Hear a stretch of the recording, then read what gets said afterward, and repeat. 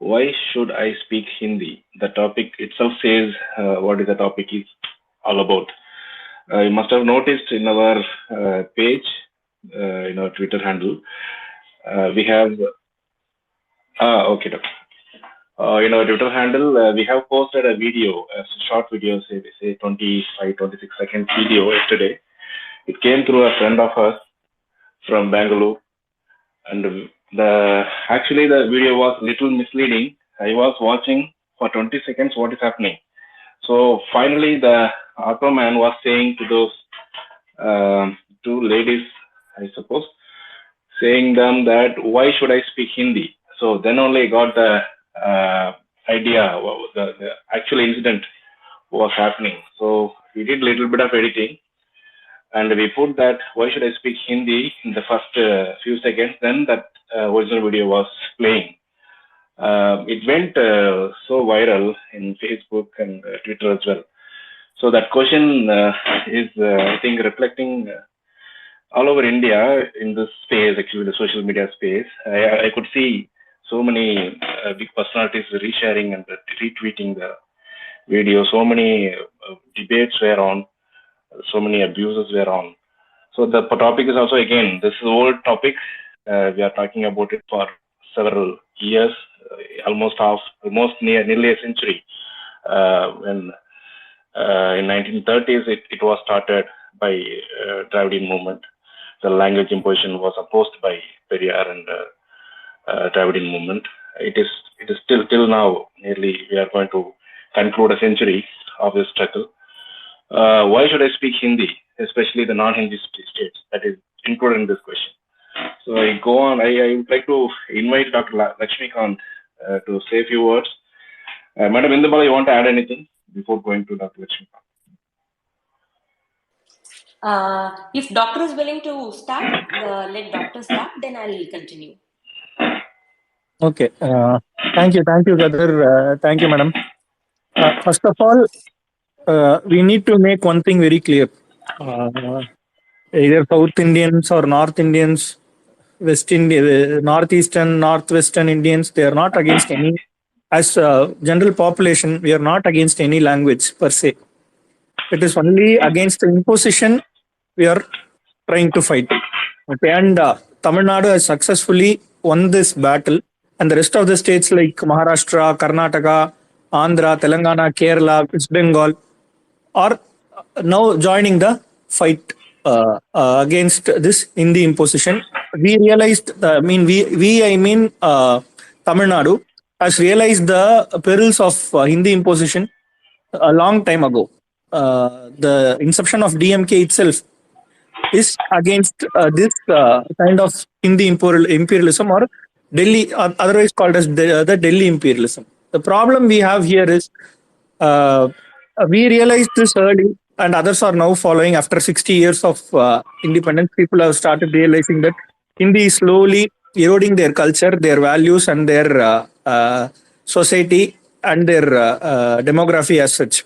Now, the thing is, all Tamil Nadu has achieved has achieved against Hindi imposition is because of the non-violent struggle, and we have sacrificed many people in the battle against the Hindi imposition. I urge other states to do the same, to follow the same principles of non-violence, where people can have a say in what is being imposed and what is being not. So that will be my first impression and first comment on this. Thank you, Doctor. I could understand. So firstly, we are accepting that this is a country we are living here together. We might be having a lot of differences, but unitedly we are living in this country. So everyone should understand each other. Everyone should respect each other's culture and language and all the differences. So with the difference, we are one. We are not one without any differences. That is, I think, the crux of the matter you are coming to say.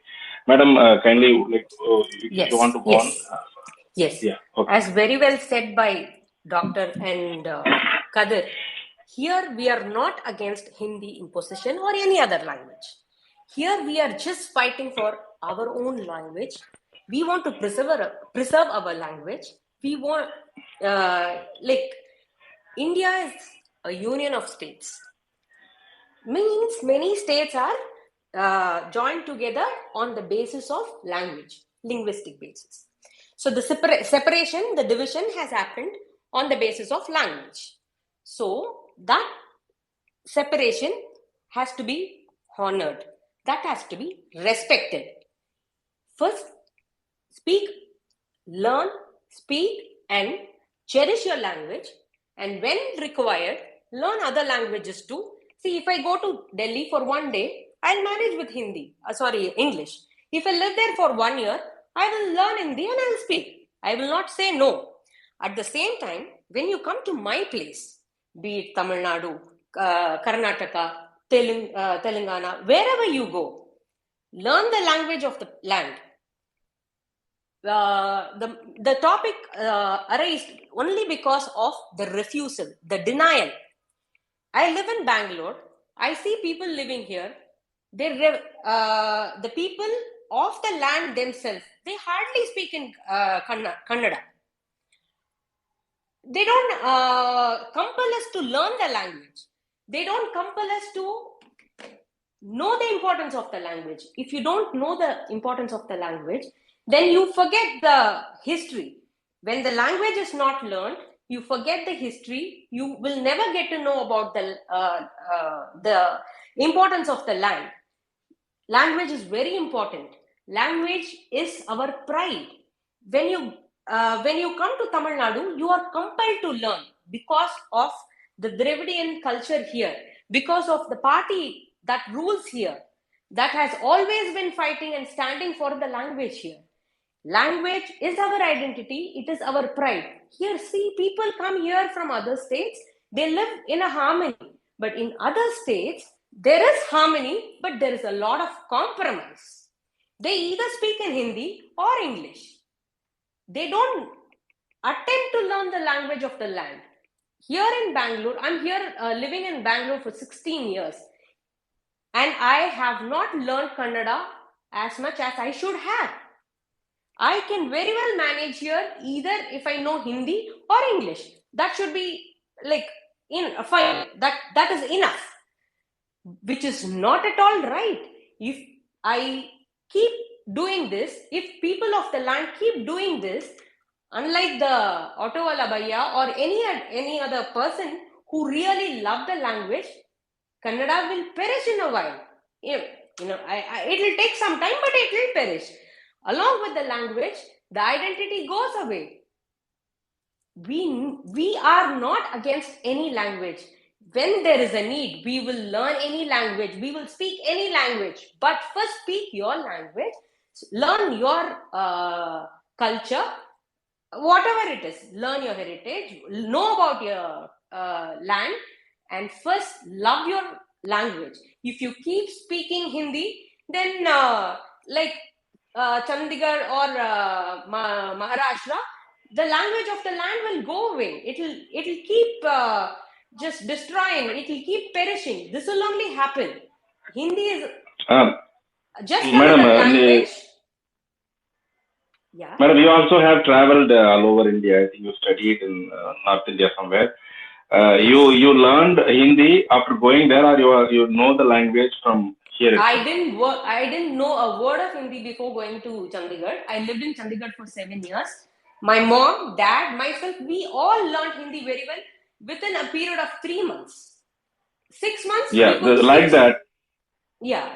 Yeah, like that. There are so many Tamil people. When they travel, they have learned Hindi. There is nobody said very strictly that even we go to Hindi-speaking places, we will not learn Hindi. That was not the case. The same way, Correct. When the migrant laborers are working more now, I think more than millions of migrant workers are working here. Nobody is pushing them to speak in Tamil compulsorily. They are so many people I have seen with a broken. To comfort them, sake of courtesy or sake of love or whatever, this thing. They try to speak with the broken Hindi with them, and some of the migrant laborers are picked up. The last 10 years, you can see this huge number of migrant laborers are working in many towns of Tamil Nadu. Many of them have picked up local language. I mean, some people still not able to speak, but still they are okay. They are conveniently working here. They have no problem. Everything is going well. But in this particular incident, if you see, I think before this heated argument, the two ladies were asking that man, somehow they irritated him to speak in Hindi, which is happening in Bengaluru, that's the capital of Karnataka. The man seems to be born and brought up Karnataka. Those people were asking that man to speak in Hindi. He got annoyed. Then that argument started in between them. So we could see only the end of the heated argument. Even then, as I told you earlier, that the final part comes, then only we get the clarification. I think most of you must have not seen the real video. I have seen the real video. The argument was going on for 20 seconds. And lastly, he was saying that, but why should I speak in Hindi? So till then, we were getting an idea that that man was, rudely behaving to those ladies. So that video actually was was spreaded all over North India, giving impression that the auto man is at the wrong side. But we only identified that there is nothing wrong with auto man. Only there is something wrong with those ladies who were taking the interview purposely. Luckily, we got that one bite. That guy was saying, "Why should I speak in English?" This is totally kind of attitude issue. You are auto man. Not just this incident. There are several such incidences happening all over the country. If you go to the bank, the employees over there, they refuse to speak in any other language other than Hindi. You are forced to speak in Hindi. And when you are in your state, when you demand them to speak in your language, it is considered as a sin. It is looked as if it is a blunder. The person asking you to speak in the language of the land is making a blunder. This is how it is looked at. Because they just simply ask, aren't you an Indian? Don't you know Hindi? If you are an Indian, you are expected to know Hindi, and Hindi is the language of the land. That is how it is considered. The very first thing, very important thing, the Hindi is not national language of India. It is known by everybody almost now. Exactly. It's an unofficial national language of India. It's unofficially people are saying it is a national language of India. It's kind of a oxymoron being spread all over. So let us invite some other speakers also. If anybody wants to join in this debate. I have given mic to Anant. I think he can. Okay, go ahead. Who's speaking next? Sorry, I could not hear. Can I say? Ande. Go ahead. Okay. If Geet wants to continue, she can continue. I will follow Geet. Oh, fine. Yeah. I wanted to, put in a point, what I feel is that when I am basically a Malayali, and I was brought up in Uttar Pradesh. So I basically grew up learning Hindi because my parents were there working. So I had to learn Hindi from childhood itself. But so what I feel is that when a person from let's say a non-Hindi speaking region is asked to learn Hindi, just to make it easier for the other person who doesn't, he is a Hindi speaker only. So they are learning their mother tongue only, but the other person who is a non-Hindi speaker has to learn a different language to make it easier for the Hindi speakers. So they actually are getting an unfair advantage because it's their mother tongue compared to the non-Hindi speakers, where we are forced to, or we have to learn. So that is a very unfair thing. These people are trying to portray, that we need to make the non-Hindi speakers learn Hindi to unify the nation. But I think that is the basic line is why everyone is so angry is that angry or maybe not comfortable with this is that the other non-Hindi speaker, sorry, Hindi speaker is going to get an unfair advantage. Yeah.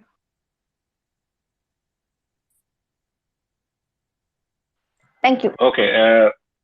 Yeah, I think I think Geet finished, I guess. So she had put some questions also. If anybody wants to answer, then go ahead.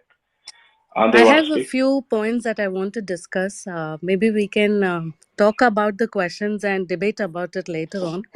So, I come from Tamil Nadu and I have worked in top global companies, and I have got placed by these top companies because of my English knowledge. Okay. And I learned it as a second language, but we are fluent in the language when it comes to writing essays and giving replies during our interviews and also thinking strategically. That's what made us secure jobs globally and internationally, right? So I will just share one personal experience where one of the people who was driving a cab in one of the Middle Eastern countries, he was trying to have a conversation with me in Hindi. When I couldn't reply to him, I said, "मेरा हिंदी खराब है, but मुझे समझ में आता है. आप continue. I will reply to you in English."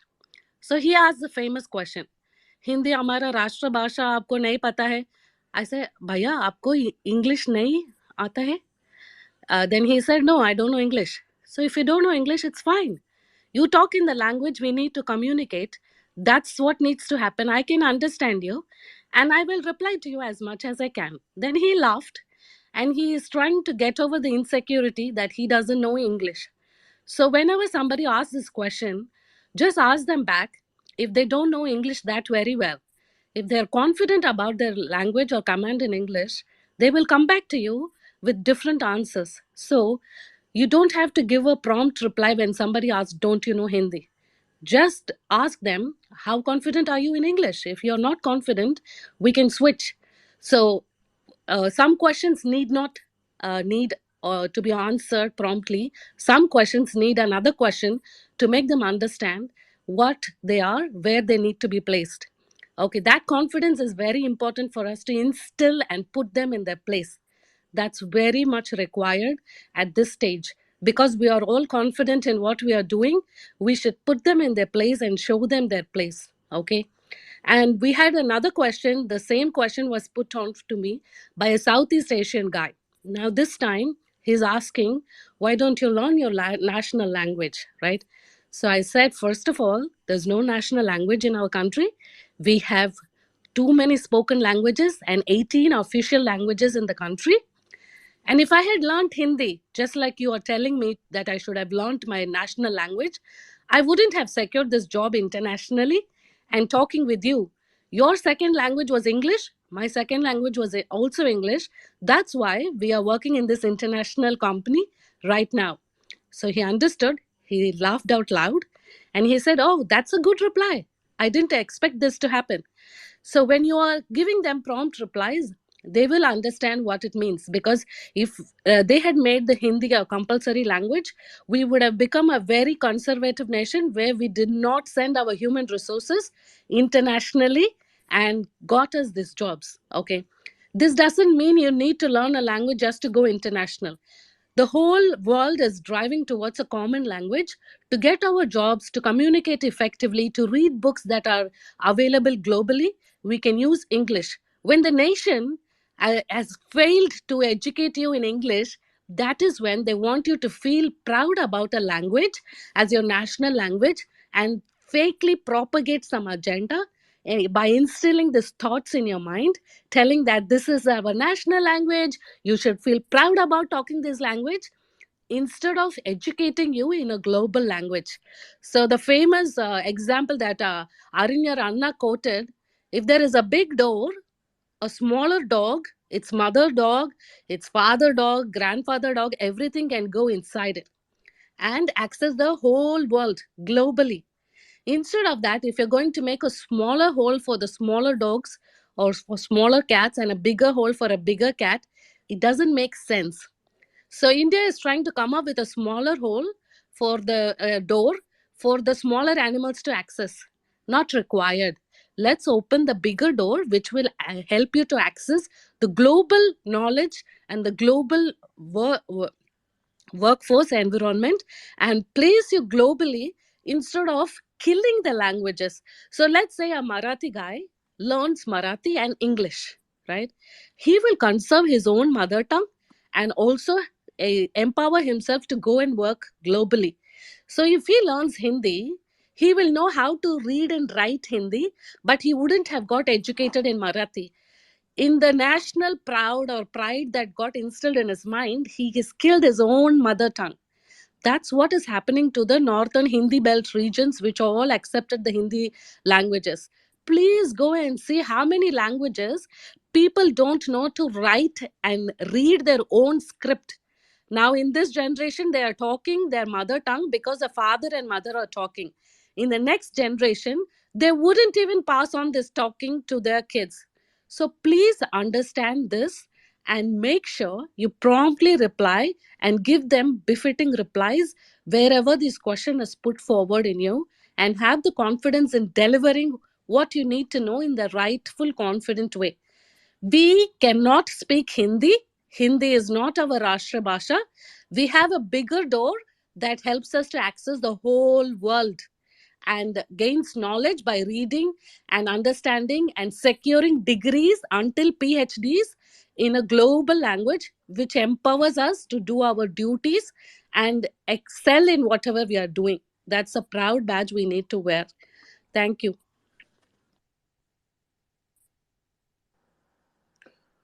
May I make a small point, please? Please. Hold on for a second. I will definitely give a chance to everyone. That was well said. It was very given with a complete clarity. We appreciate the speaker. I couldn't see the name. I was listening from some other ID. Madam, can you give a clarity who was speaking? Andai. Okay. I don't know, some problem with my conveyed. Yeah. Beautifully conveyed. Okay. Fine. Thanks a lot. Some of the questions still remains.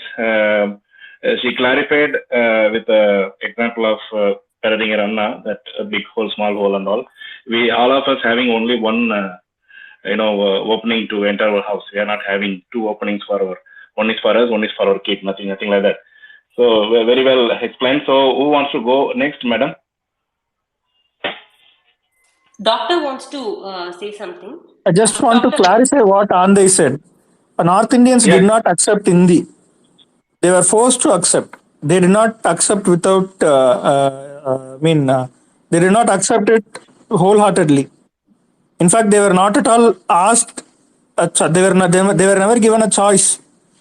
Just like how those who are not Christians, those who are not Muslims, those who are not Jews, those who are not some other religion, those who are not Sikhs were made Hindus. Similarly, Hindi was also forced upon these people by default. They were not given any choice. So we cannot accuse North Indians for accepting Hindi. It was they did not accept in their first place. Even now, if you see the migrant laborers who are coming from Bihar, Jharkhand, their language, when being a doctor, I see patients from North India, those who are migrant workers from Jharkhand, from Orissa, from Bengal, each have different dialect, each have different language they are speaking. For example, if I speak a generic Hindi to them for conversation, they are not able to grasp it at the first go. They want me to repeat the thing in Hindi. I speak a little broken Hindi just to make a conversation with my patients. That Hindi itself is not sufficient for me to converse with people from Bihar, Jharkhand, Orissa, West Bengal, etc. So I just want to add that point. I think others can continue. Thank you. Yes, Dr. Well said. Thank you for adding that point. As rightly said, it is not like those who are not Christian, those who are not Muslims, those who are not Sikhs. The rest of everybody became put in one pot. They are being called as Hindus. Similar way, those who are not Tamil, those who are not Kannadigas, those who are not maybe Gujaratis, Marathis, Bengalis, the mainland people are put in one pot. They are being like imposed one language, that is Hindi. I would like to bring in one small example here to add sting to Dr. Sai's point. One of my friends living in Patna, recently, he's kind of interest towards Dravidian ideology. He wanted to, contribute some article to our page. I asked him to write an article. He wrote in Hindi. So I asked him, why you wrote in Hindi? You're supposed to write in your own language, right? I asked him, I come again, I asked him, you're supposed to write in your language. Why did you write in Hindi? Then only he realized that he's supposed to give it in Bhojpuri. Then only he realized. He himself shocked to know that by default, he is choosing Hindi to write anything or speak anything. He's totally kept his mother language aside, completely aside. And he is always thinking and writing and speaking in Hindi only. It's a kind of an awakening for him. He actually wholeheartedly came out to me and he thanked me. That is the case. That is the way how so many language of the land is being killed in that mainland Hindi we call that Bimaru states. There are so many languages are there.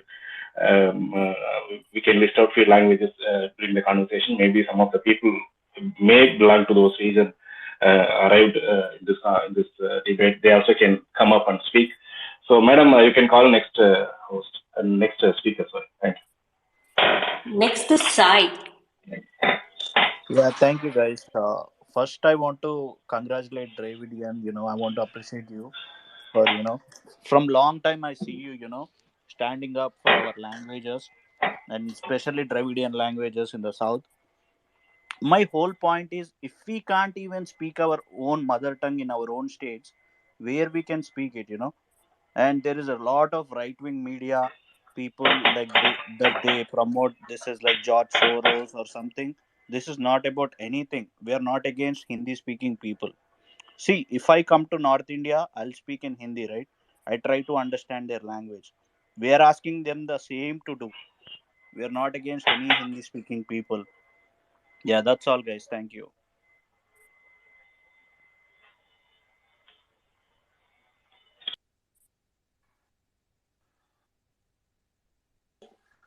Yes, very well put. We have to talk the language of the land. First, hello. Can people hear me? Can you hear me? Yeah. Yes. Yes, we can. Yes. Yeah. So as I said, we have to first talk in our language and not let it die. Next is Leo. Leo wants to speak. Yeah, Leo, yeah, like you can. yeah, have to clarify certain things. Why the necessity? Historically, we have to see certain things. Why there was a necessity to speak in Hindi? Why these people in the central government or whoever comes to the power, either can be in a BJP or Congress, why they have to impose that? It was an earlier theory during the World War time or the countries what has been formed earlier was having an idea that there should be a country and there should be a common language. That was the case. But after that, they understood whenever we impose any language or any culture towards to any country, it will backfire. Because India is not an earned country, a country earlier. It was when the independence we got, there was like a 512, I think someone can correct me if I'm not wrong. There were like so many of princely states and so many of language difference based presidencies all were there, like Madras, Kolkata, everything. And we all, not like in America, we signed to an agreement and came to as a country. We become as a country with a union of states with indestructible power. But at the same time, the central government at the power time, they said that we will respect your own rights, all that. And later, when the government formed, they tried to make ourselves as an uniformity. There no need to be an uniformity. We expect this country to be in unity with that diversity. That's what Jawaharlal Nehru said. When the protest came from our state, Tamil Nadu, we were very much clarity on why the need for the language, because we feel that it is our identity. We can't leave ourselves before in the country like someone is an higher as we are like lower. Just imagine if Hindi become as an primary language or like a national language, the people who we are like a Kannada speaking or Tamil speaking, Telugu speaking, we will automatically become as a second class citizen. That's how that Hindi belt people who come migrate or somewhere.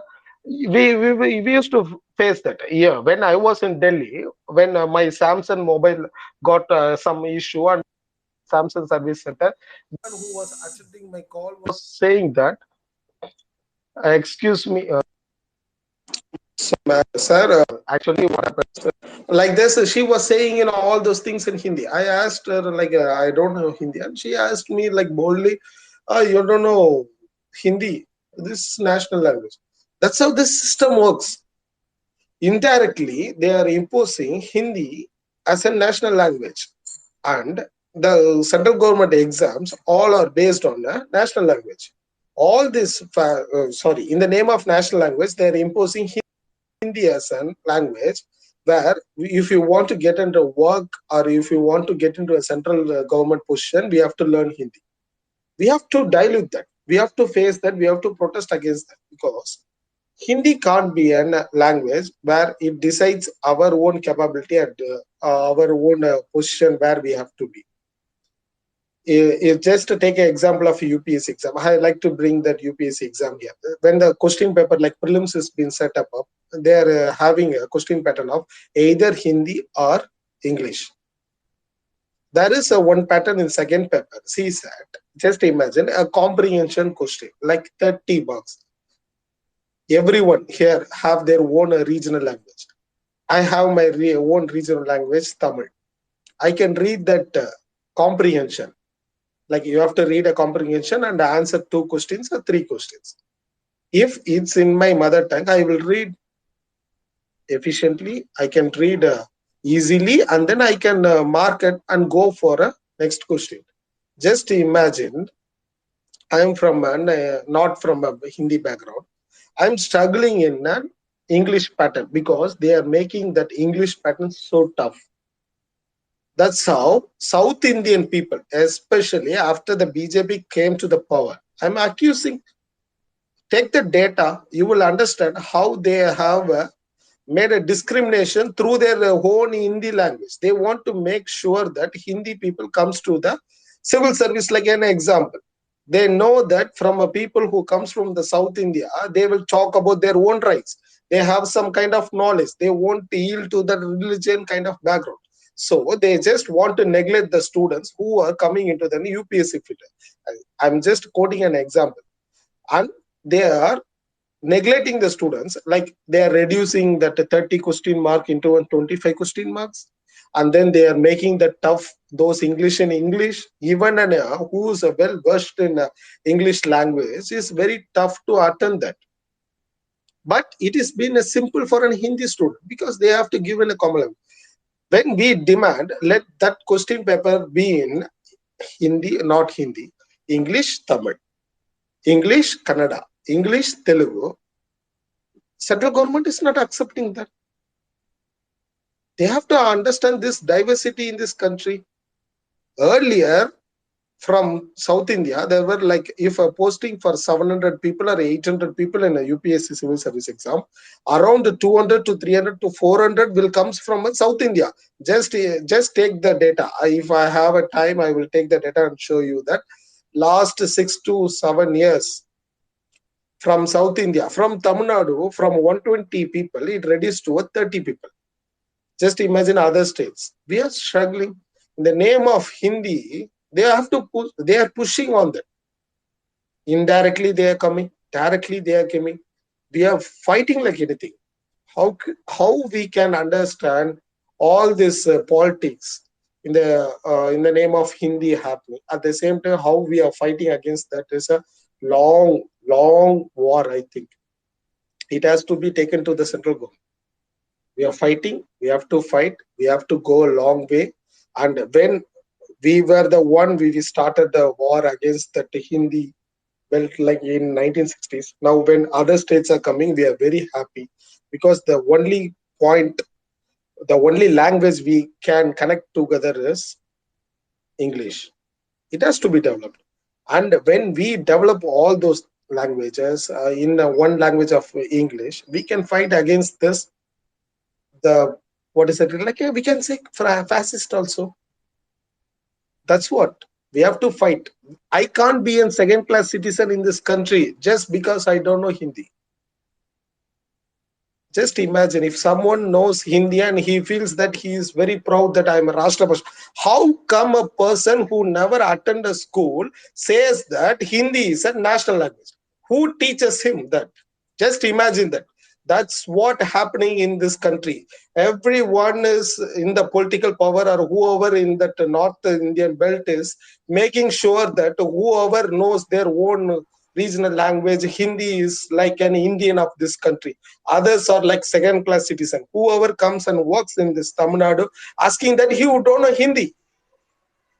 We have to understand that. We have to fight for that. We started it 1960s. It started spreading. It got spread to other states also. It has to be taken forward, and I hope this space is one of the things we spread our messages to other peoples also. Thank you so much for this opportunity. Thank you, brother. Right, as rightly said by Leo, we can clearly understand the need of a Dravidian leader like Dr. Kalaignar. He was the only one then to bring the medium of instruction in engineering and the law college in Tamil. That is why we have so many lawyers and engineers in Tamil Nadu. Where there is monopoly, Hindi is dominating everywhere. These two fields, they are filled with Tamilians just because a leader like him, a visionary leader like him, who made it possible for them to get into the field, the college, there are so many across the world. There are so many Tamilians who are working in every part of every. I think, Kadir, you're there and your mic is on. Yeah, I'm there. Sorry. You go ahead, madam. I just wanted to add up to reset that what you call the discussion. I don't know. Leo given good points. He explained how this national level exams being like injustice done in the national exam for the aspirants competing in that exam from our states or Telangana or Andhra Pradesh, how they set the question paper to do injustice to the students. We must accept there are some amount of people, always some amount of students, and also some what you call the professionals approaching national exams, UPSC, may it be Group 4 exams or whatever. They are appearing and they are always facing a big challenge with this kind of attitude. So anyway, that he well explained. I don't want to go into that again. That is a kind of injustice that's happening all over India, but it's always set for benefiting some particular section of people. That is basically wrong. The government must understand that it is an injustice they are doing to their own people, number one. And doing this, I don't know, you can see in this space also, there are so many people were giving a laughter smile, pressing laughter icon when he was talking.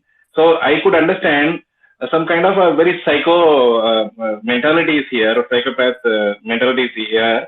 Mostly some Hindi imperialists are having kind of a pleasure giving a message to other non-Hindi people that we are ruling over you.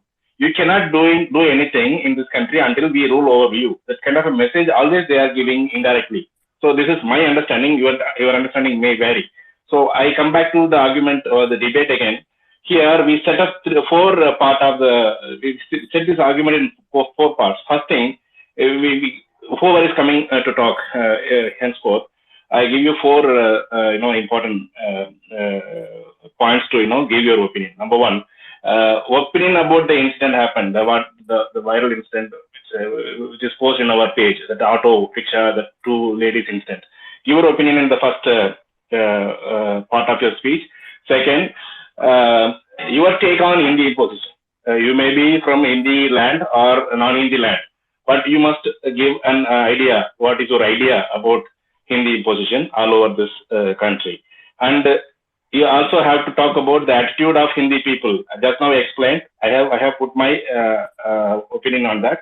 You put your opinion on attitude of Hindi people, Hindi land people, Hindi speaking people, and the government take on this Hindi oriented Hindi imposition, say the injustice happening in the national exams, the Group 4 exams, UTS exams and all. So you make these 4 points, in your speech. You make it, you shuffle this first to last and fourth to first. Anyway, but these 4 points are important. So make your speech quick, say 2 or 3 minutes, so that there are so many people, everybody wants to speak.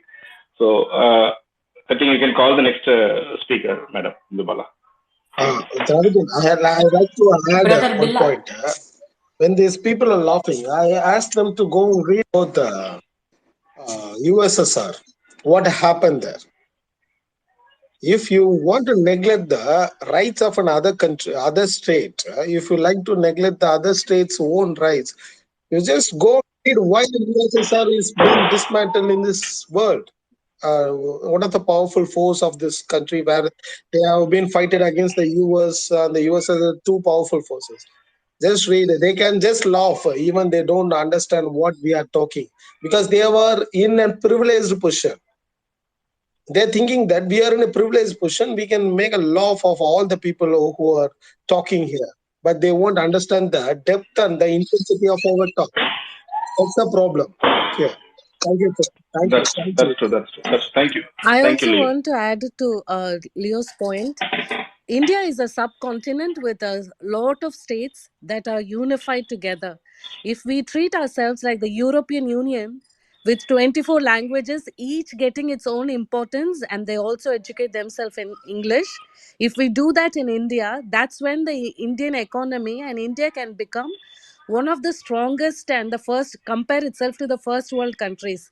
Otherwise, we can have pride or say, derive a sense of feeling proud by talking to other people about fake propaganda this country is creating.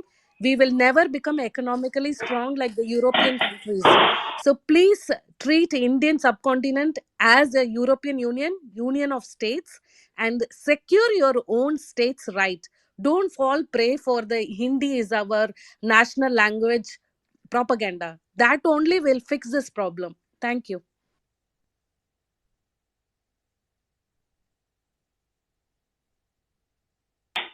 Thank you for adding us. So we have to wind up this debate in another 20 minutes, 20 maximum 30 minutes. So let us give a chance to everybody. Madam, you can call Madam next first. Yeah, Bilal, then Palminder Singh. First, we'll start with Mr. Bilal. Okay, hi, good evening, everyone. First of all, that why should I speak Hindi? This is not about that why should I speak Hindi. That language is only for the mode of communication. So whichever that I just want to communicate to that opposite person, that I can use that language. With someone who knows only Hindi, that which I can even explain to him in Hindi, that's not the problem here. But the problem is I don't have any language pride or anything else. But here, why you are putting as a Hindi as a single language, whether we are having our own language and our own mother tongue, it is because of the attitude of fascism, and you are just implying that your thought process on us. This is what we are just against it. We can't afford any kind of impositions to us, whether in terms of language, culture, educations, or whatever it is, because we have our proven model. Even in 1960s, the people from Tamil Nadu, they went to Mumbai or Delhi. They are talking Hindi in a matter of days. So it's not the problem for it. Whenever I want to sustain, wherever I want to sustain, that I can even learn any language, not only in Hindi, whether it is Arabic or Portuguese or French, whatever it is.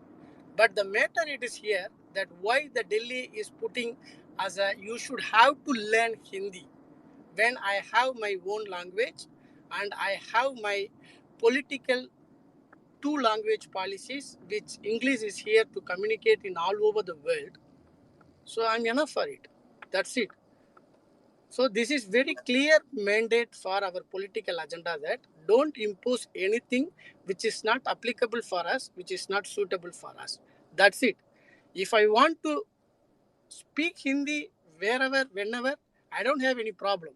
But it is all about my choice, not your imposition. That's it. Thank you.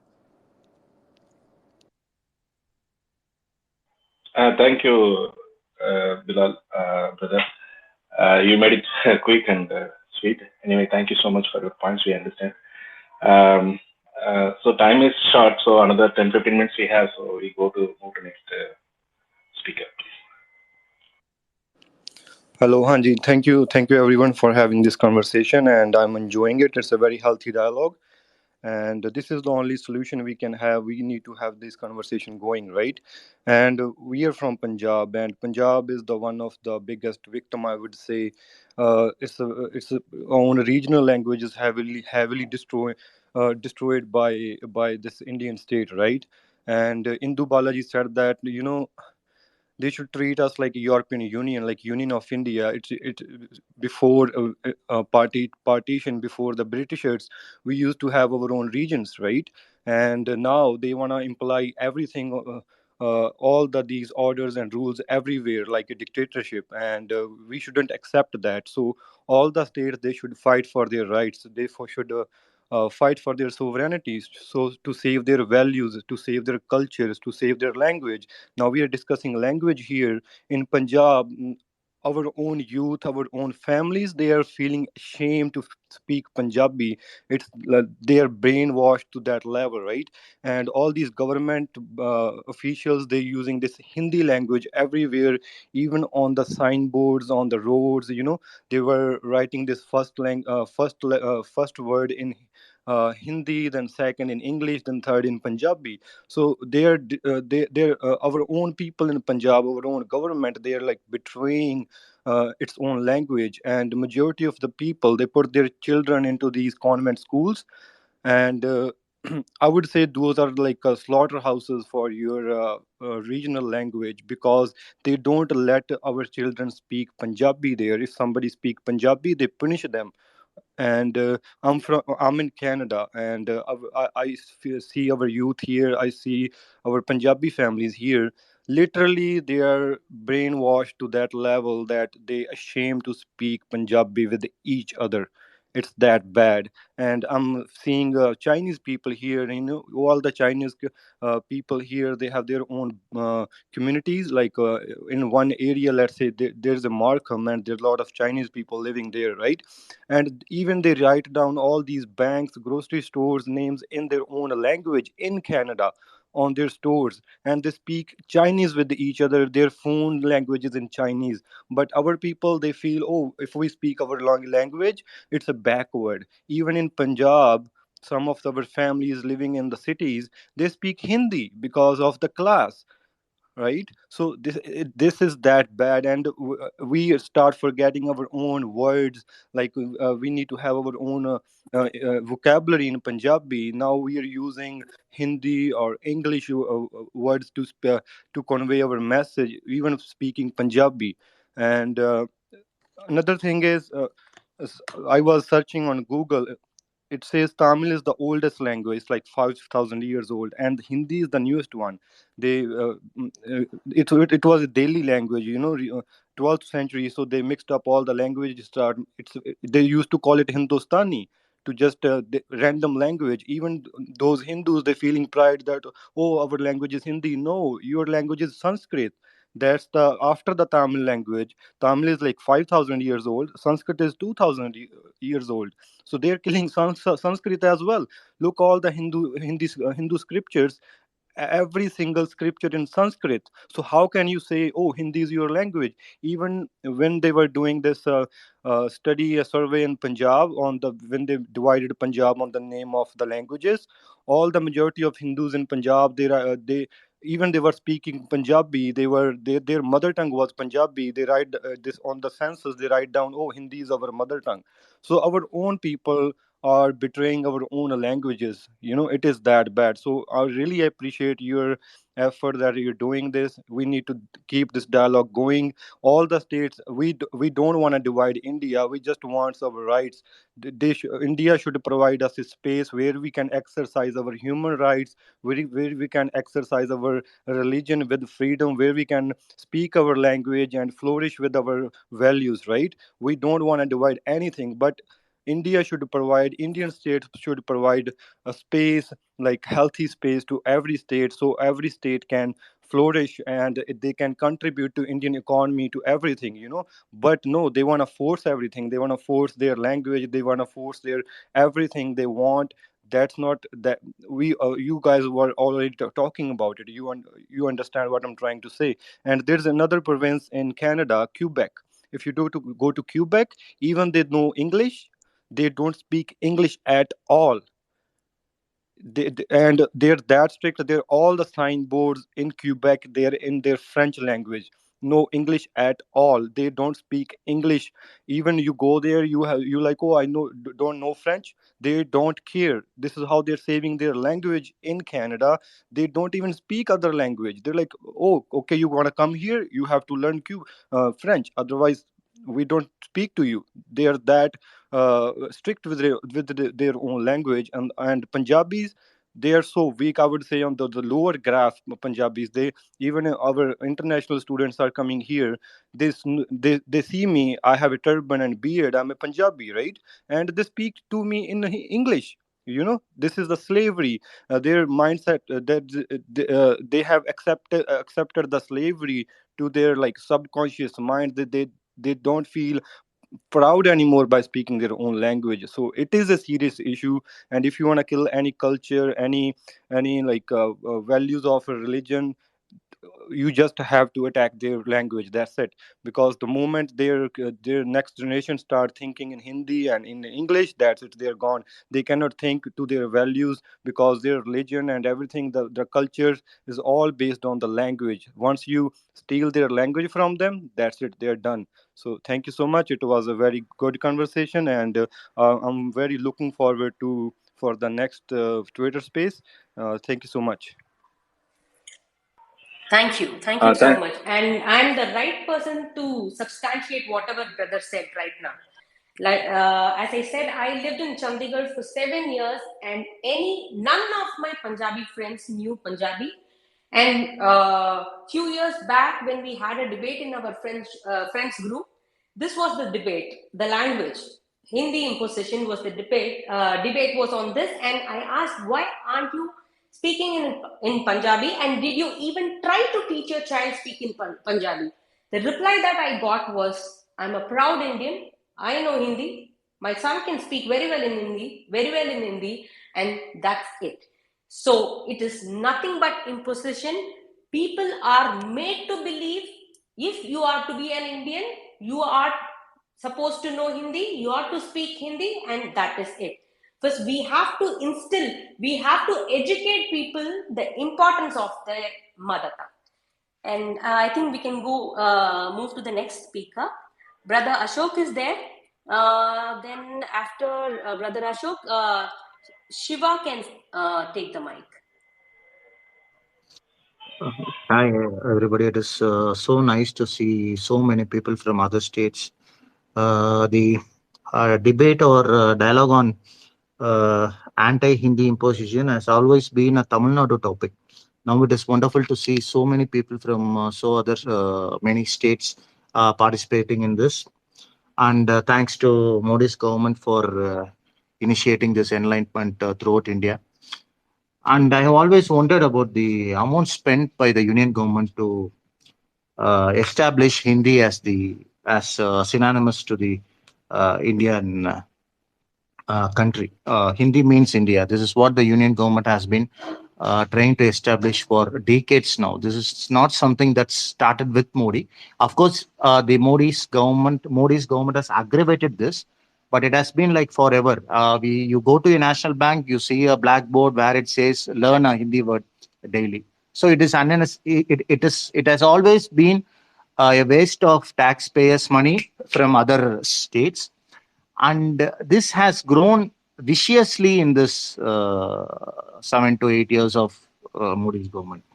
And throughout history of any country you take, if you don't respect people from other culture, other languages or anything, you are going to divide that country. This has happened all throughout human history. See, this is the Indian Union is synonymous to Indian family. If you don't respect your daughter-in-law, if you are going to treat her like second grade, third grade citizen, she is going to make her own home. So anybody who tries to impose Hindi on some states or all the Indians who do not speak Hindi, they are anti-nationals and they are the ones who are working for dividing India, and they are anti-nationals. Though they are pointing to us, and whenever someone like me or you, when we tell that Hindi is not a language, national language, they try to label us as anti-Indians, but actually they are the ones who are trying to divide this country. They are see the pride we have taken that we belong to a country where there are so many languages, so many states, so many people living together, like unity in diversity slogan and everything has diluted over these 5 to 6 years. The fight we have been putting with this fascist right government, which says India is synonymous to Hindutva and India is synonymous to Hindi. It has actually diluted the pride all non-Hindi speaking states have taken over the years as Indians. So this is, I see that these people are very dangerous, not only for the idea of regional parties, states and languages, but also to the idea of India. So one more thing, I wanted to make a request to my friends who can speak Hindi, who has actually learned Hindi, because they don't have this two language policy in the state. I beg them not to speak in Hindi with the Hindi speaking person, because these Hindi speaking people, the idea has been sown into them for many years now that India is their country. India, they own India, and we are all living here as tenants. That is the attitude they have when they come down south, when they go to Kerala, when they come down to Tamil Nadu, when they go to Punjab. They expect us to speak Hindi because that's what we are. You are in India, you have to speak Hindi. This, if at all this attitude has to go, then we must stop talking with them in Hindi and we must ask them to learn English, because only English can be the language of communication in India, and that will only save our own languages and also our self-respect. And these Indians who are imposing, who tend to impose their language over us, they can finally understand that India does not belong to them, and every state has an individual language, their own culture, their own heritage. Of course, Hindi is the youngest language in India. If at all we have Tamil, we have Telugu, we have Kannada, we have so many classical languages that have history and separate history. We have so many things to be proud about, and they are trying to hide everything, and they are showcasing Hindi as India's language. They are trying to showcase us Bollywood as Indian cinema.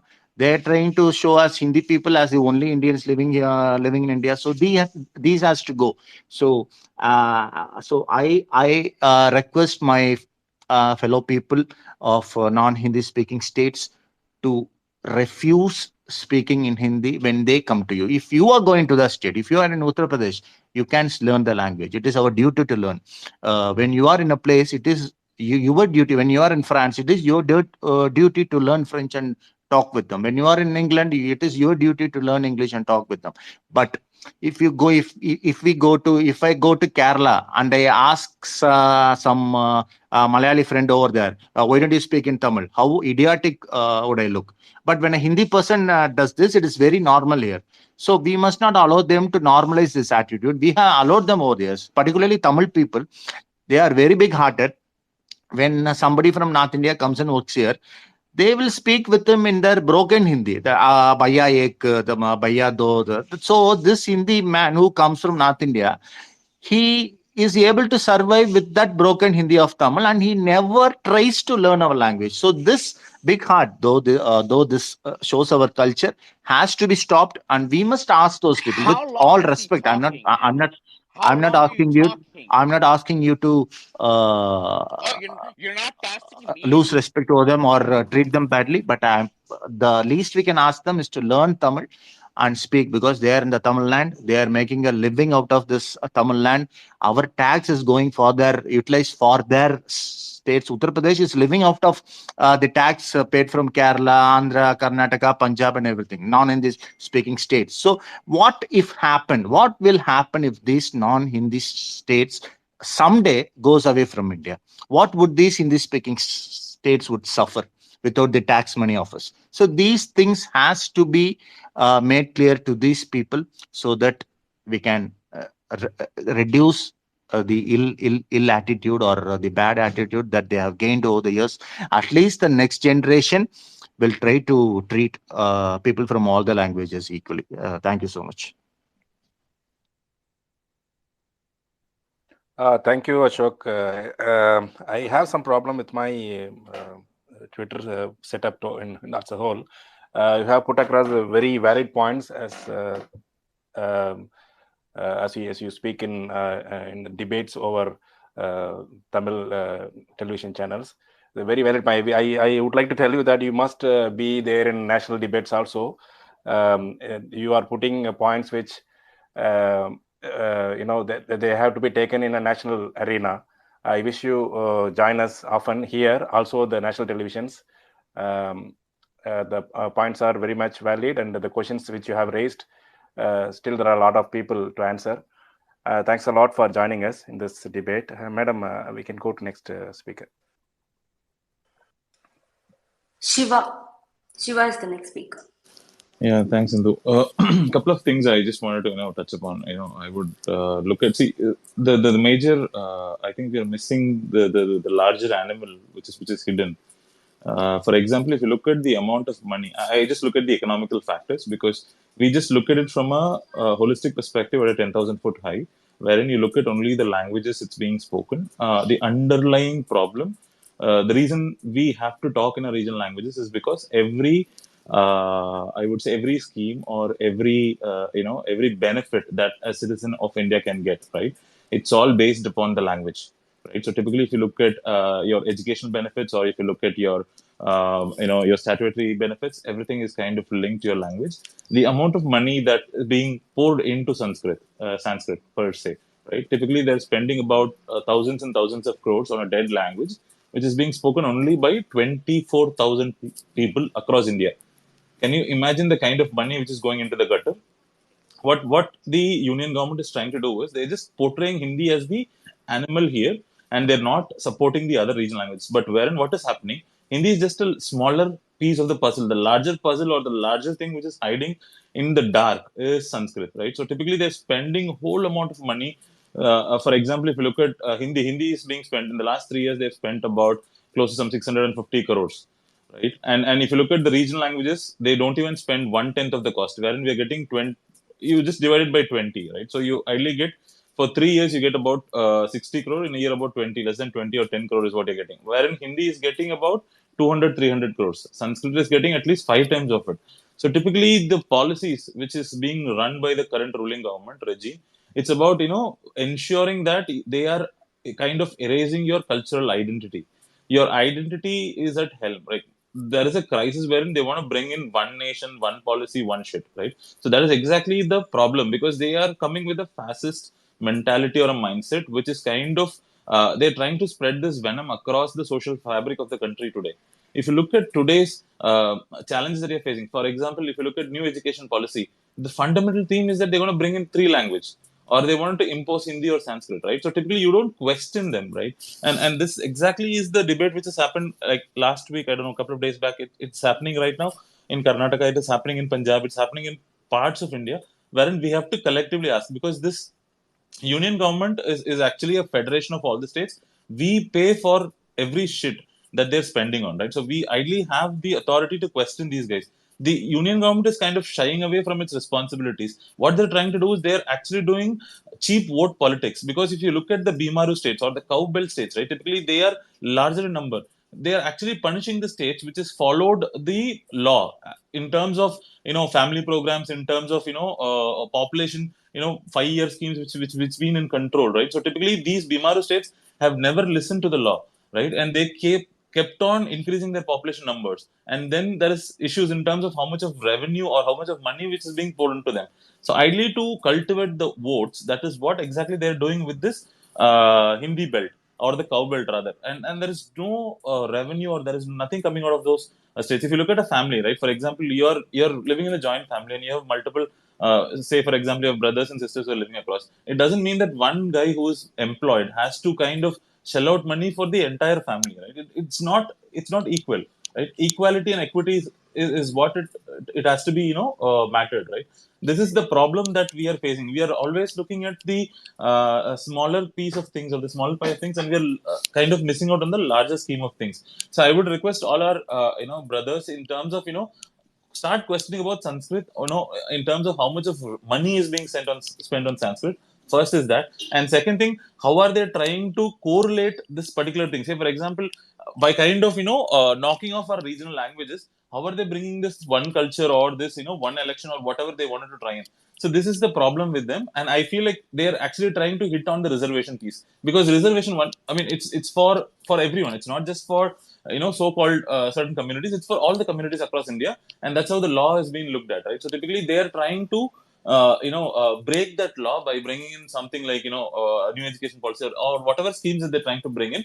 The fundamental agenda is to kind of break the reservation and ensure that they want to push it to the private. Ideally, that's been the case with any of the assets which these guys have sold. So that is what they're trying to do, and this we have to keep. We should keep this debate much often, so that it goes to the notice of the so-called prime media, which is like doing chamchagiri for all the for all the politicians today, and they're Godi media. To be honest, they're all Godi media. They don't even talk about what is the real problem which is facing today by the people of India, right? So typically they talk about the they're at the whims and fancies of their political masters, and they just keep on bowing themselves to them, right? So typically, I think Twitter is the right platform where we keep talking about all these things, and it has to be much progressive. And thanks, for the time. Thank you, Shiva. Both of your speech, like earlier Ashok was saying, the revenue of this country, mostly the major part of the revenue from this country coming from the non-Hindi states, especially South India and Maharashtra, Punjab and Bengal, West Bengal and all. But the power center is there in the Bimaru states. They are ruling over all over India. It's kind of it looks so funny, right? But you are pushing your language on these people. You feel privileged. You say Hindi is national language, and also you said about something about the reservation. So there was a thought in my mind, like we have reservation on caste. We don't have any reservation on the states, state quota, something. So if, for example, Hindi speaking people are occupying most of the jobs in the government sector. Okay, and I'm really sorry to interrupt you, host. Actually, there is one point which I wanted to tell you. How many of you guys are aware that for a stenographer, if they are typing in Hindi, if they are using Hindi, they are getting around 250 to 500 rupees as stipend every month? It doesn't happen to any of the other regional languages. They are actually bringing that disparity in terms of looking at this language. They're doing it from the ground, from the bottom. Even if you look at UGC, University Grants Commission, or even if they're employed, right? So typically they spend, every bank, every union government entity is spending at least per year, they're spending at least some tens of crores or hundreds of crores just to inculcate Hindi. If you look at any of the BSNL offices today in Tamil Nadu, they keep writing Hindi words and they're keeping it in display. I don't know for what joy they're doing it. Even the same happens in Karnataka. Even if you go to State Bank of India, which is supposed to be the nationalized bank, right? So typically they don't offer their services to you in the local language. If a farmer, or if a person who doesn't understand Hindi walks into the bank, these guys are looking at them as, I mean, typically we are paying for their salary, and these guys still think that they're masters. I don't know from what mentality or what sort of framework that I was one of the important. Am I going to be allowed to speak? Because I've had 3 people jump in front of me. So you got to wait for your chance, Ken. We've already been with the host as well. You jumped in front of me twice. No. Hold on. I've been before you, right? They're hosting it properly. Don't try to make a scene. Don't try to make a scene. Hold on. Wait for your time. Please wait. We'll definitely come to you to give for your time. So this is the attitude. Writing the Hindi words in every government organizations, like as you said in SBI and all. This keep on going. Nobody is there to stop them. Nobody is there to question them. Even if you question them, the questions are ignored. We keep shouting for more than 8 years now, more or less. But even during the British time also, that the imposition was there. Even after the independence, it is continued. Even in our time, we are fighting. We are fighting for every simple thing, right from the education, right from the job and our culture, our identity. We are fighting with this union government for everything. Why such things are happening? So anybody can answer to that to this. I don't know who's the next speaker, madam. Indubala can call the next speaker. Next speaker is Ken and Balveer Singh. All right, how you guys? How you doing? I'm 100% Tamilian, if it means anything. But I think this whole aspect of language is unimportant. The important thing is that we're all Hindus. Hindustan means language, the land of Hindus. So we're all fighting each other for the wrong things. Bengalis, Punjabis, whatever. We all believe in the same things. And who are the people who are attacking us? Who are they? Who are they? They make it very clear. It's people like you only, Ken. It's people so-called fascist Hindus. Let him speak. Let him speak. Go ahead. We'll be answering for it. These people have attacked us for more than 1,000 years. More than 1,000 years. I come from a Christian family, but look, Hindustan is for Hindus. We don't attack people. We don't hurt people, but we've been attacked and denigrated no matter what. Our idols have, like, look at the temple of Somnath. Hold on. Look at it. I must stop you now here. The very first thing you said Hindustan for Hindus. That is objectionable. Point here. We cannot allow. We cannot allow this point. This kind of speech we cannot allow in this forum. You may talk in your own forum or you create your own space and talk. Okay. You cannot allow this kind of a thing here. If you have anything else to add up on this language imposition, you can go ahead with the speech. We are giving time. Damn, so nobody else got interrupted, but I can't even I would like speak to. my own. I would like to give a very small clarification here. See, opinions can be anything. Opinions can differ. With opinions, you can fight. But when someone misinterprets the facts, the word Hindustan comes from Indus Valley civilization, and it has nothing to do with Hindu or Hinduism. The word Hindu was coined by British, and there was no Hinduism like 500,000 years before. Exactly. So come to reality, live in reality. Get your facts correctly, and then speak. Make your opinions based on that. Thank you, sir. That's not true at all. Hindu. If it is not true, you have to prove it is not true. You go and do your homework and come back with your points. Then we'll allow you to speak with your points. We cannot allow you to speak now. And if kick this guy out. If Ken is going to know the real meaning of Hindu, I don't know how proud he is going to feel about being an Hindu. So nobody else was able to. Just Google it. What's the meaning of Hindu?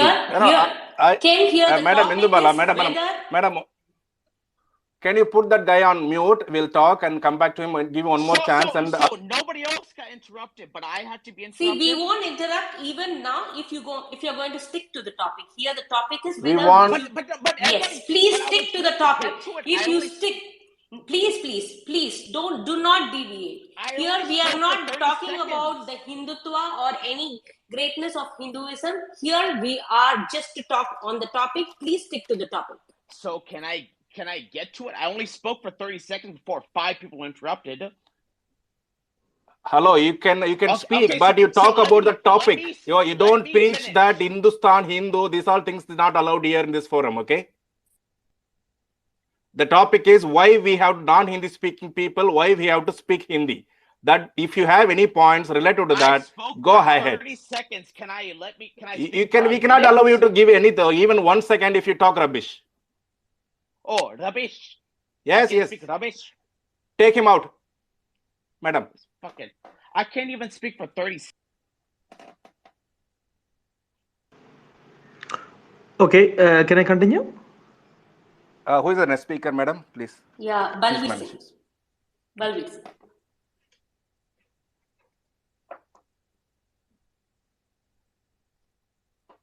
Balveer Singh, are you there? If he isn't there, we can move to Krishna. S.S. Krishna. Yeah, I can. Let me continue. So, two aspects. I was listening to the conversation, very interesting one. I am from Hyderabad, basically Telangana and Andhra Pradesh.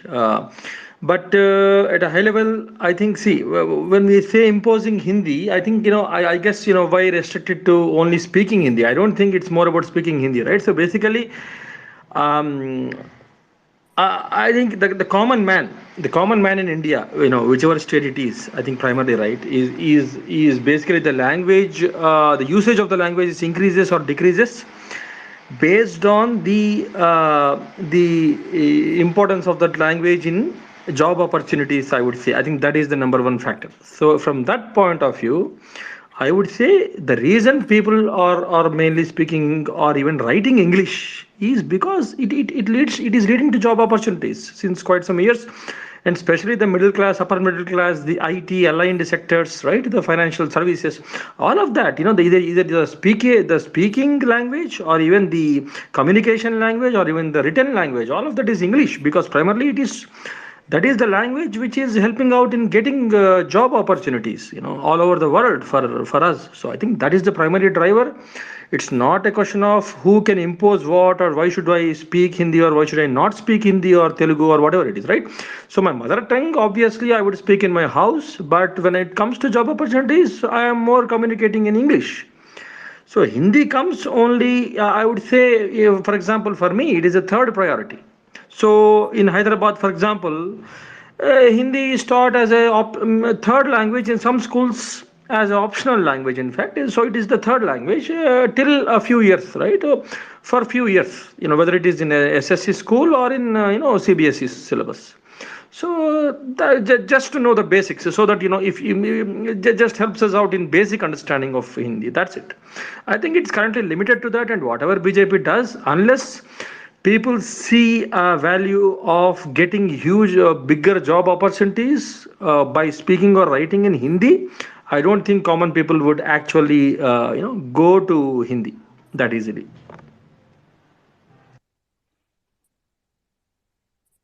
Okay, fair enough, sir. Thank you. You clearly said it is a third priority. Of course, third priority for everybody.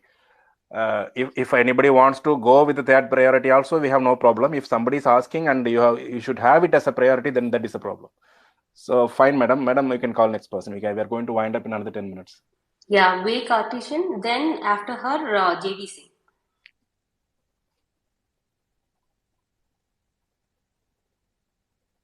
Ma'am, I think you've forgotten me. Yes, after JV Singh, Rajkumar, you can take the mic.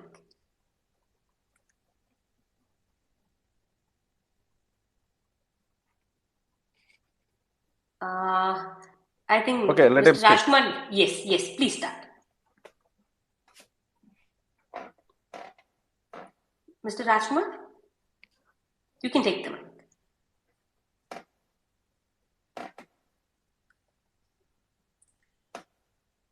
Okay, if not Rajkumar, next.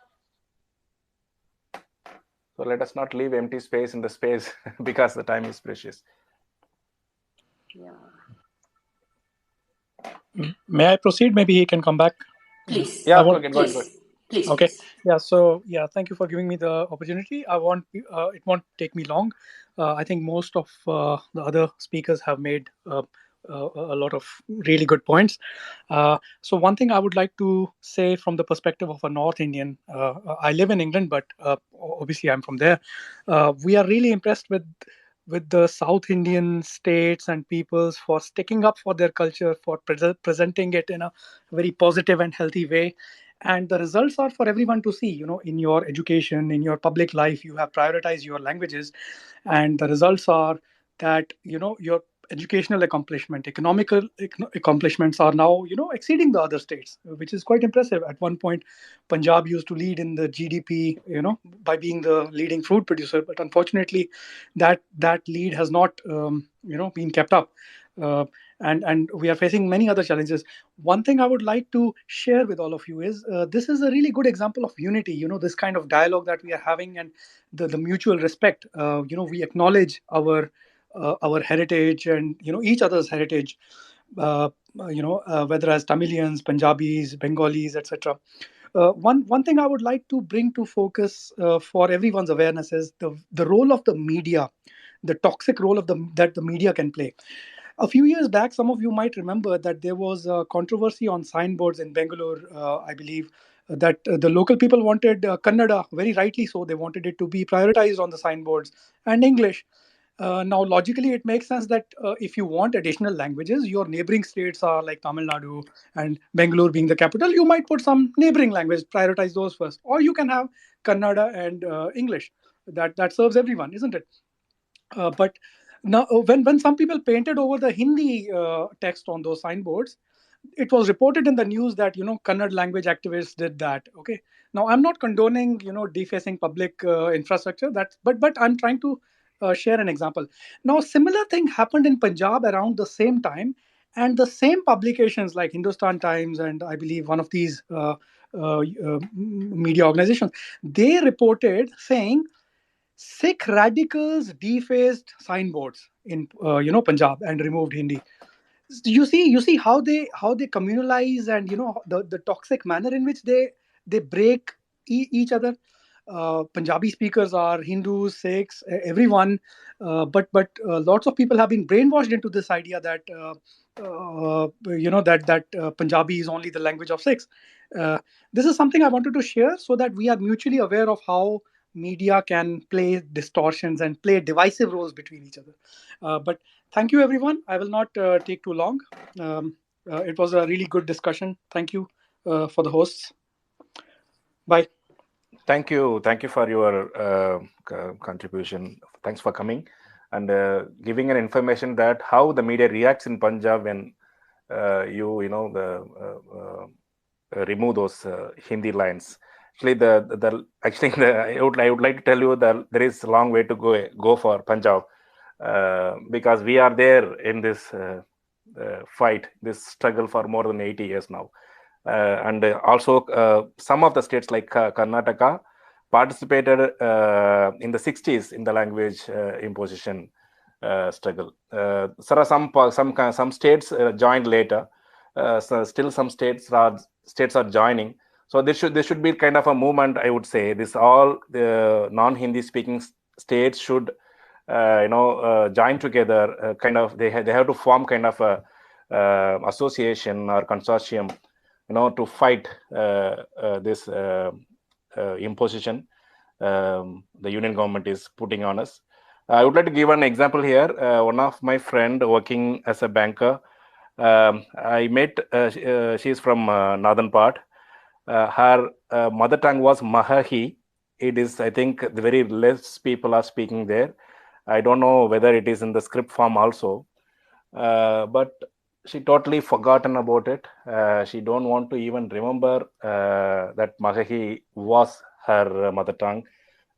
Is totally converted as a Hindi lady. She teaches her daughter also Hindi. Her whole family, the complete family became Hindi family. I came to know during the conversation that her father, mother, and great grandfathers is the were host speaking still here? Hello.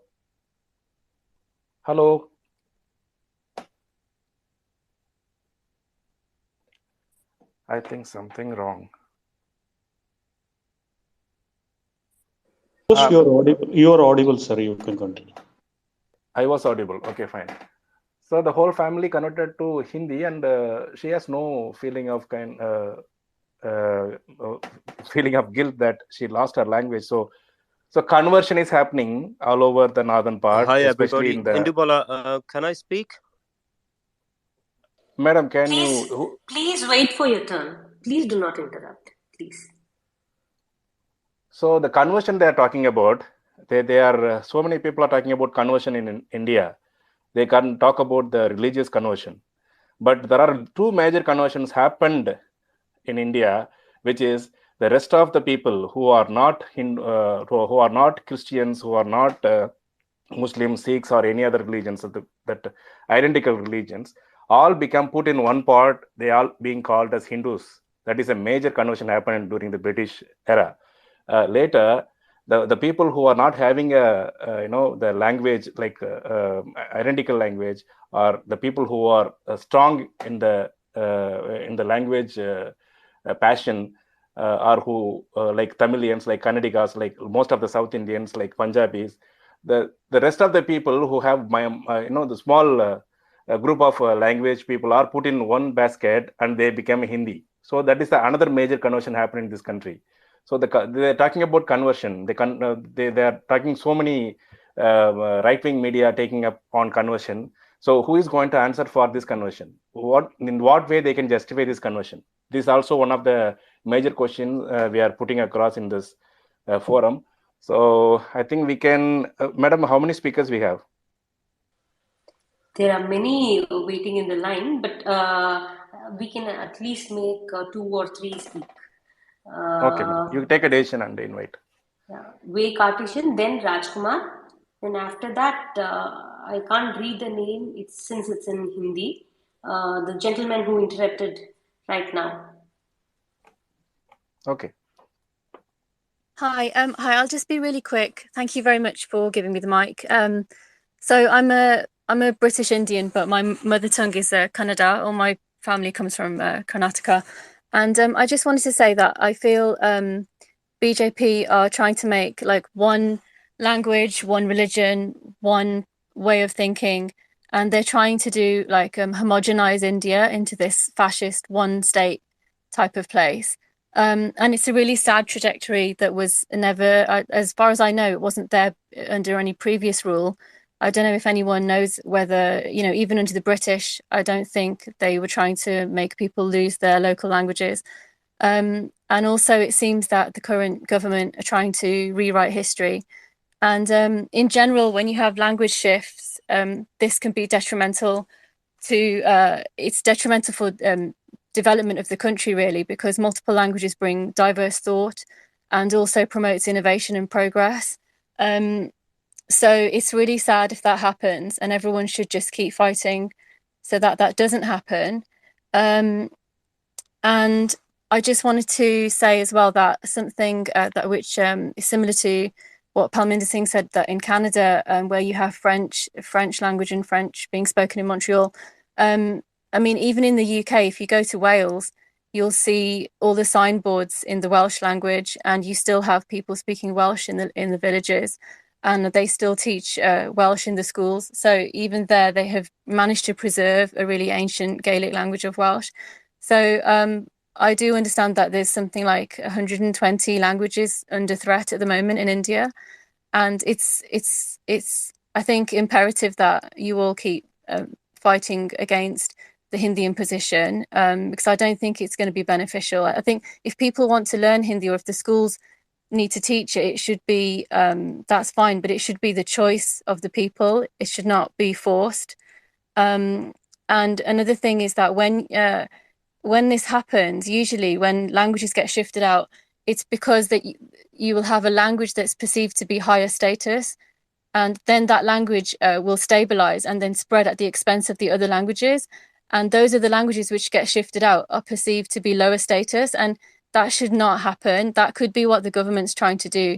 And then just one other thing I wanted to point out was that, I mean, internationally, like when we look at Modi, it's like, first of all, he doesn't give interviews. And when he makes his speeches, which are quite scripted, like I know they're all in Hindi, and half the people can't even understand what he's saying. Like I don't even know if he can speak English, but I saw something recently where he was speaking to the Australian Prime Minister, and I was thinking, he was speaking Hindi. I don't think there was an English translation afterwards, but he's even speaking Hindi to English speakers, which I don't understand. And the other thing is, so I think that's part of the propaganda, just to say, because he's the Prime Minister. So I think that's all part of the propaganda, that he's brainwashed so many people already about his one culture, one thinking, one religion thing. And that's how he does it through the language, because he's so popular. People look at him speaking Hindi and think that's what they have to do, but it's all part of the brainwashing. It's all part of the propaganda that he's doing. So I think that was all. Oh yeah, and the other thing was the viral video of the Bangalore auto rickshaw driver. I mean, that was a really good video, but obviously we didn't see the context of how the argument started. But the fact that he was so upset implies that the customer was perhaps complaining that he couldn't speak Hindi, perhaps. And then he was insisting. And the telling thing about that video was that his English was better than hers. And it was like, he could have easily cursed her in Kannada if he wanted to, but he decided to do it in English. So that just goes to show that, like in Bangalore, in Karnataka, Hindi is not required. And whenever I go to Karnataka, I get by with Kannada and English, and nobody asks me to speak Hindi. So I don't know, like, I think that it's very good that you're having this discussion, and you should definitely keep having this discussion so that the languages don't get shifted out, because language shifts are really detrimental to, as I said, to progress and innovation and development. And it can also make people feel that they've lost their identity. Thank you. That was an excellent speech. Thank you very much, ma'am. You said this country, this leaders are trying to put one India, one everything, one religion also. But if you ask them one caste, they will say no. That's a funny factor of India. And as you rightly said, that man was chosen to reply in English. That is the beauty of that video. Thanks for joining us. It was a nice speech. Thank you. And madam, you can call next person.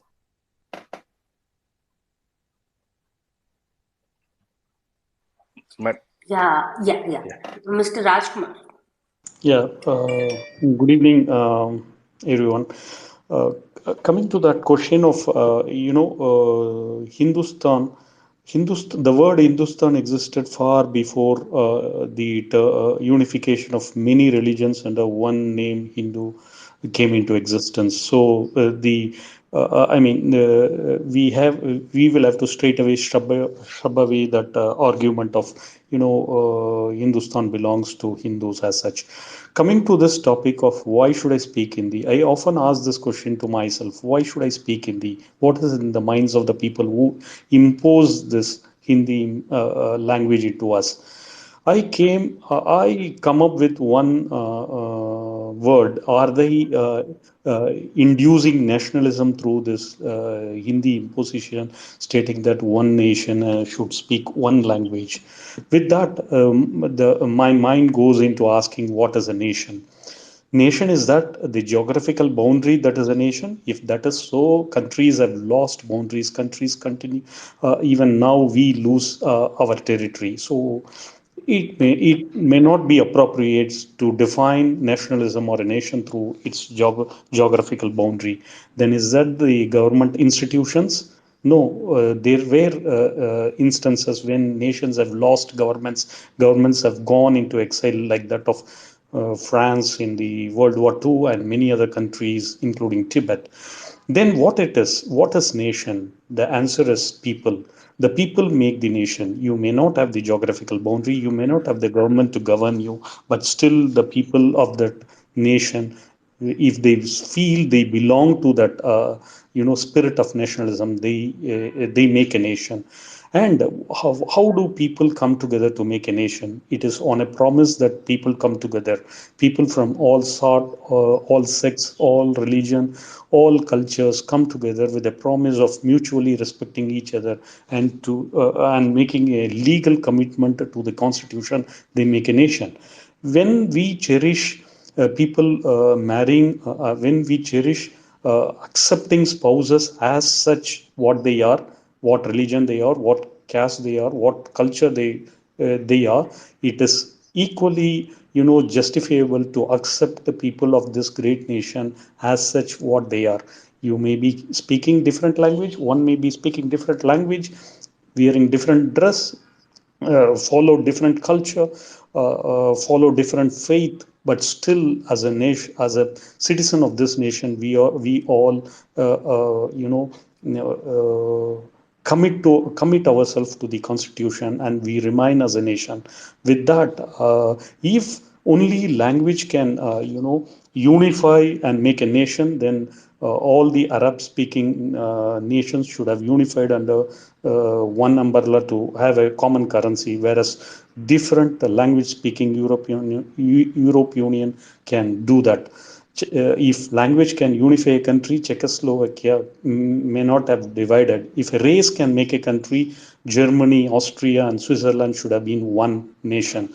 So it is all not that the language that unifies. It is always the spirit of the people, accepting people as such, that makes a great nation. I would bring to notice that we all know the Civil War of America.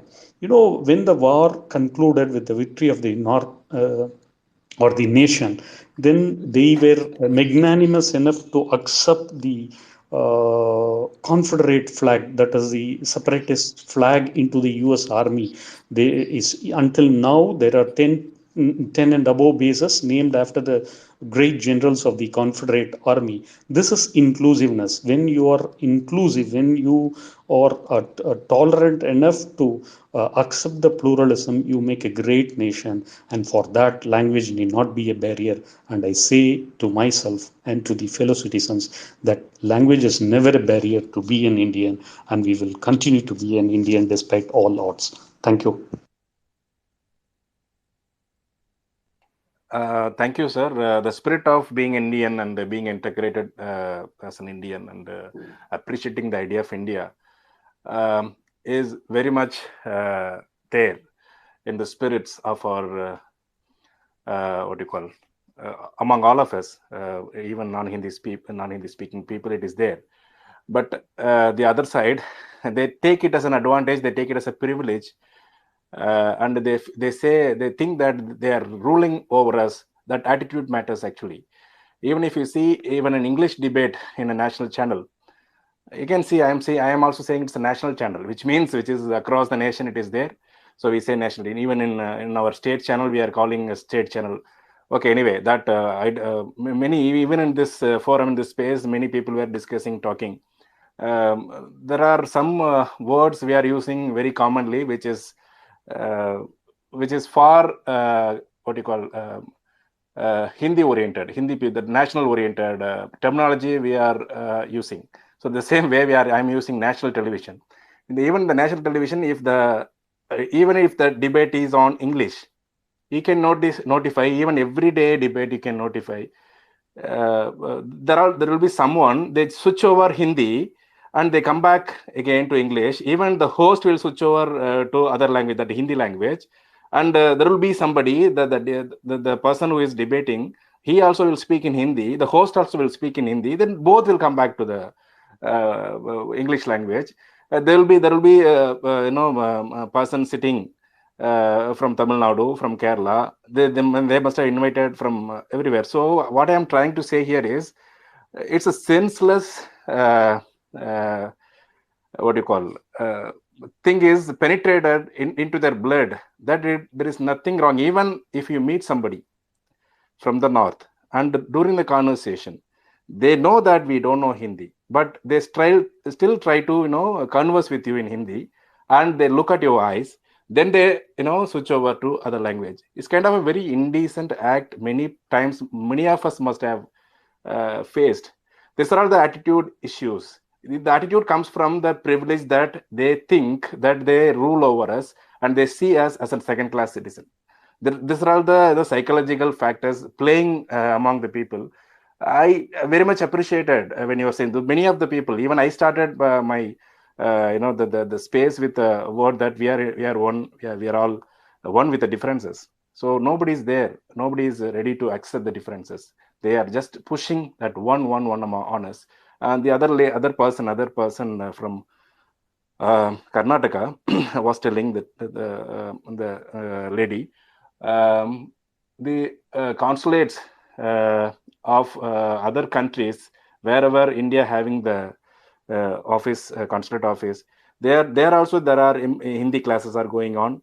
The guests who are going from here, say for example, our The External Affairs Minister Jaishankar recently attended an event in, I think, Mauritius or Chile somewhere. I forgot the name of the country. There he was trying to talk in Hindi only. He was talking in Hindi only. So for the world, they say India means Hindi. So they don't want to tell even that we are a diverse country. We have so many other language, heritage, culture is there. We are with the difference. We are the subcontinent. With the difference, we are one country. That kind of attitude is not there even for the rulers. That is a very pathetic and unfortunate thing in India. So almost we are in the conclusion of this space. We have taken more than nearly 1 hour, 45 minutes we had spoken. I think we can call last 2 or 3 speakers, madam. Also, if you want to add up anything, you can add up and we can conclude this space, madam Indubala.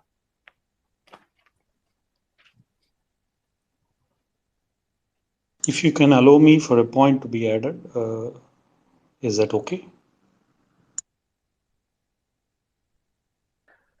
Sir, quickly, sir, because we are almost nearing the conclusion.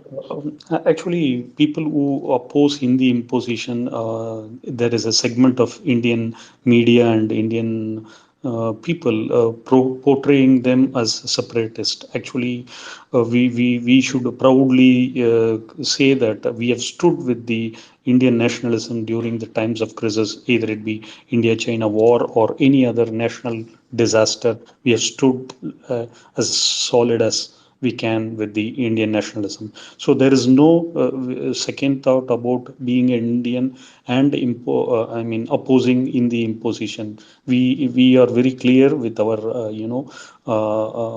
with our thought process. And coming to your point that the segment of people switching their languages when conversing with non-Hindi speaking people, that is their ignorance. It is people are not thought of culture, how to mingle, how to mutually respect people. Since people from this self respect appreciated land, we generally appreciate mutually respecting each other. We appreciate a mutual culture. But that the only way you can reinstate that mutual respect is that you will have to replace this government by 2024. We have to ensure a most progressive government at union, so that all these things can be rid of. And when we speak very loudly about Hindi, non-Hindi, they are using it as a toolkit, as that of communal angle, how they pitched Hindu versus Muslim. So now for the forthcoming election, they may be pitching Hindi versus non-Hindi, which may be very productive for those fascist forces. So it is very high time. Though we have our thought clear, it is with utmost care we have to handle that, how we are going to displace this government to ensure the linguistic right of all the people. Thank you. Thank you, madam. Are you there?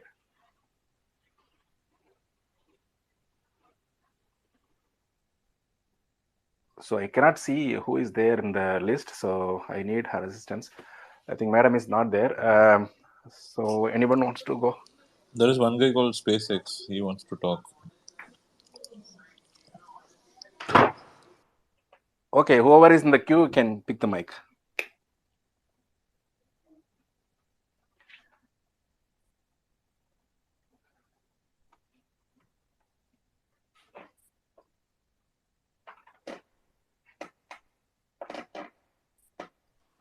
Okay. Yeah, I'm so sorry. SpaceX is the next person who wanted to speak. You tell the last. Hello, everybody. Indu Balaji, first of all, in my name, it's not Hindi, it's Punjabi. I'm from state of Punjab. And the point I wanted to add, Rajkumar ji already have said that it's a totally false lies when somebody says India is a Hindu country. Look at the European Union. Every single one of that country, they are Christian people. Like they still have the different language. French have their own language. Germany have their own language. The Russians have their own language. Yeah, that's all I wanted to say. And thank you for giving me the opportunity. And also, we have a speaker, sorry, guy requesting a speaker, Kabila. He's got broad knowledge about this. He can, explain us why this union government imposing Hindi on everybody. There's a hidden agenda, but I don't have much knowledge about it. But he can explain why they are doing it. Thank you for the opportunity again. Thank you, Indubalaji.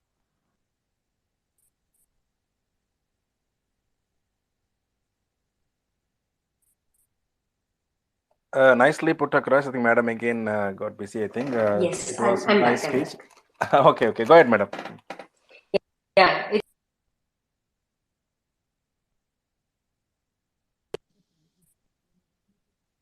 For people on board, and I've given the mic to Kabila.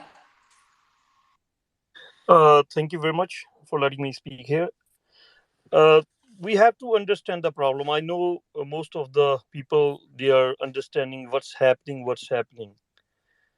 but why it's happening and how they're gonna do it. We have to understand these 2 points very clearly. Why it's happening?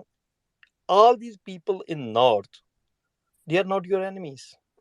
And in fact, 97% people, when you're going to tell them your problem, they're going to love it. They're going to love you. It is those 3% special people who are pulling all this game. How they going to gang up against you? Under the pretext of nationalism. They're going to tell everybody, yeah, you know what? These people are anti-nationals. Let's go after them.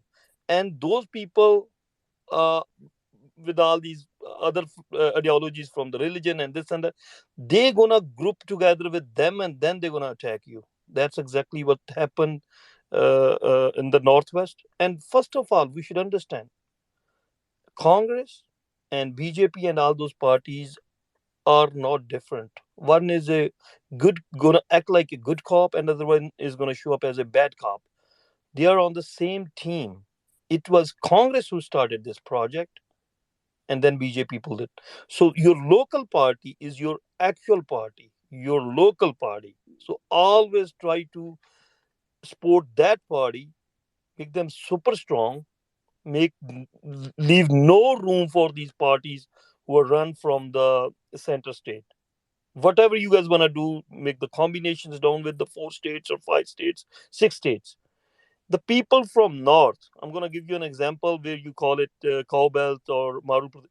Hindi speaking Haryana realized, now their young generation is realizing that our language was not Hindi.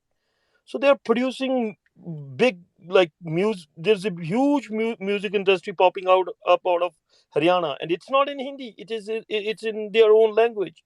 Now we can call it Haryanvi. Same thing is happening in Rajasthan. Rajasthan is asking for Marwari and Bridge, two local languages from there, to make their provincial state languages. So everywhere it's happening. The problem is those 3% people which are going to which try to create a rift between Tamil and Bihar. Why? Because if Tamil and Bihar actual people are going to come together, they're going to form a government, and that government is not going to attack anybody's language. But what those people from center state, they want BJP Congress, which are crony for us.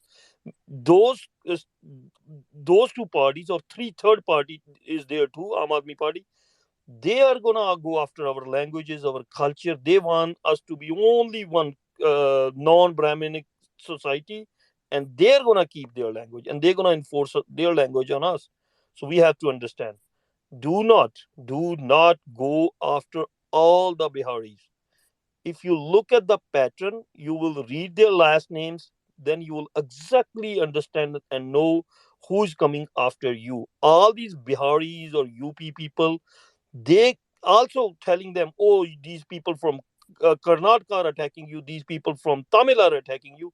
We have to make them understand, which we are doing very nicely. And all these political parties from North, they are helping those people to understand that there is no fight going on between Tamil and Bihar. So do not do that. Because Tamilian Mr. Stalin and Tejasvi Jadhav from Bihar, who is the deputy CM of Bihar, they are very good friends. and all these people from the center state, they want them to fight each other because the deputy CM of Bihar started the Jatiya Jangarna, means caste counting. They want to count everybody, and then they want to deliver them results. They want to give them jobs according to that. So that is the problem. I understand the people from south are reacting to it, but it's the major problem is this caste census. They wanna pressure that Jasvi Yadav yesterday. There was CBI was there, and all these ED and everything was at their home. He's Lalu Yadav's son. If you guys don't know, down in south, the center state is after him, and also after Stalin. They want to destabilize by just creating a problem and then putting this president rule there. So be careful what you guys are trying to do.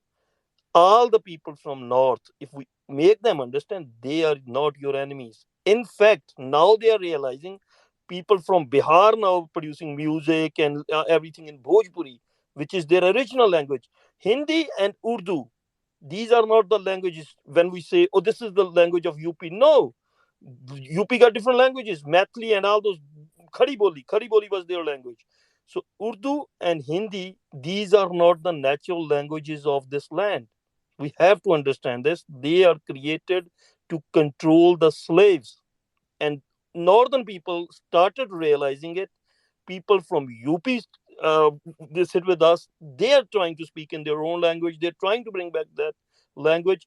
Nobody should leave their language. English, as soon as, if we have, at one point we're going to realize that English is our enemy, English is trying to kill our culture, and definitely people are going to go again. Why people and the people who down there are Hindi speakers, they should understand Hindi is trying to kill our language and our culture. That's why we are people are against it now. Because the thing is, there are two kind of conversions. One is religious conversion, which is very temporary religion conversion. Say I'm Christian today, I can be tomorrow Hindu, or I can be Sikh or Muslim to Sikh. These are temporary conversions. But linguistic conversion, that's a permanent conversion.